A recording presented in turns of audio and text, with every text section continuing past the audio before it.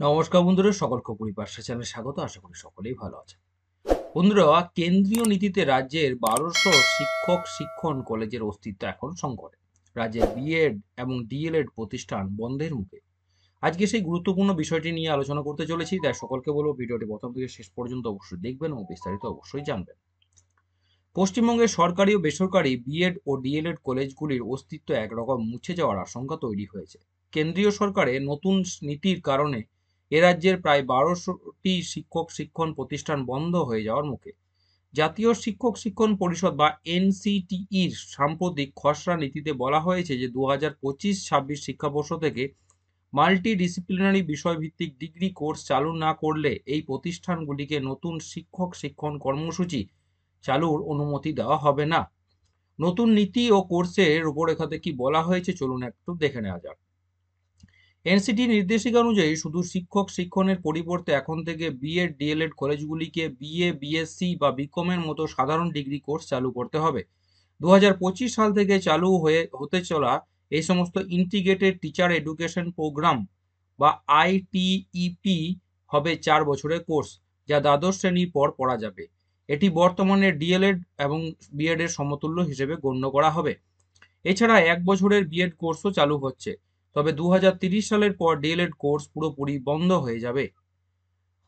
এবার যে সংকটটি দেখা দিয়েছে বা বন্ধের আশঙ্কা তৈরি হয়েছে সেটি কি কারণে সেটি দেখুন। এনসিটির প্রতিষ্ঠানগুলির জন্য জমি, ভবন, শিক্ষক সংখ্যা এবং অন্যান্য সুযোগ সুবিধার কাঠামো মানদণ্ড নির্ধারণ করেছে। বর্তমানে দেশের মাত্র ৬৫টি প্রতিষ্ঠান এই যোগ্যতা পূরণ করেছে। পশ্চিমবঙ্গে প্রায় সব বিএড এবং ডিএলএড কলেজই সরকারি নির্দেশিকা অনুযায়ী অবকাঠামো ও শিক্ষকের অভাবে নতুন শর্ত মানতে পারবে না। বিশেষ করে রাজ্যের সরকারি কলেজগুলিতে ইতিমধ্যে শিক্ষক সংখ্যা প্রয়োজনের তুলনায় ১০ থেকে ১৫ জন করে কম। বেসরকারি প্রতিষ্ঠানগুলির অবস্থা আরও শোচনীয়। ফলে ২০২৮ সালের মধ্যে মানদণ্ড পূরণ না করতে পারলে এই কলেজগুলির অনুমোদন বাতিল হয়ে যাওয়া অনিবার্য। শিক্ষক মহলে যে উদ্বেগটা দেখা দিয়েছে সেটাই বা কি কারণে? একাধিক শিক্ষক এবং বিশেষজ্ঞের মতে বহুক্ষেত্রীয় কোর্স চালু করার নীতি বাস্তবসম্মত নয়। কলকাতার এক বিএড কলেজের অধ্যাপক বলেন যে বেশিরভাগ প্রতিষ্ঠানে পর্যাপ্ত জমি বা সম্পদ নেই। ডিগ্রি কোর্স চালু করলে সাধারণ কলেজগুলির সঙ্গে প্রতিযোগিতা বাড়বে। এছাড়া আইআইটি সহ প্রযুক্তি প্রতিষ্ঠানগুলিতেও শিক্ষক শিক্ষণ কোর্স চালু হওয়ায় ছোট কলেজগুলির টিকে থাকা কঠিন হয়ে যাবে।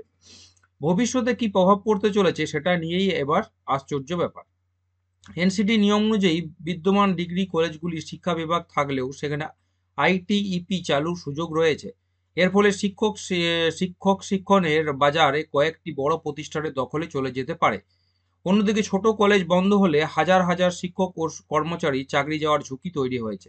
রাজ্য সরকার এখন এই সংকট মোকাবেলায় স্পষ্ট পরিকল্পনা না করায় উদ্বেগ আরও গভীর হচ্ছে দিন দিন।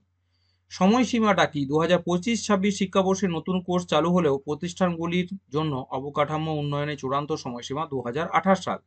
বিশেষজ্ঞরা বলছেন যে এই সংকট সমাধানে রাজ্য ও কেন্দ্রের সমন্বিত উদ্যোগ জরুরি।